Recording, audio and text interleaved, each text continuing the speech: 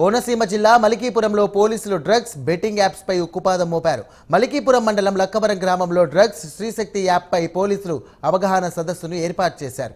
యువత వారి తల్లిదండ్రుల పడుతున్నటువంటి కష్టాలను గ్రహించలేక విలాసాలకు అలవాటు పడ్డారని ఎమ్మెల్యే తెలియజేశారు. ఇక యువతను మాదక ద్రవ్యాల నుంచి కాపాడేందుకు ప్రభుత్వం పలు అవగాహన కార్యక్రమాలు చేస్తోందని డీఎస్పీ తెలియజేశారు.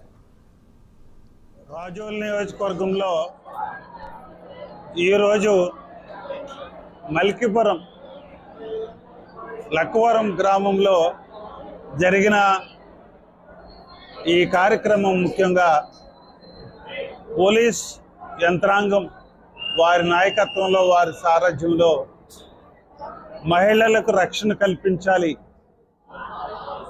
అలాగే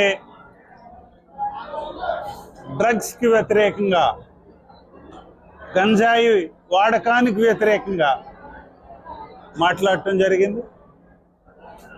అలాగే గల్ఫ్ బాధితుల వ్యవహారం గురించి మాట్లాడటం జరిగింది.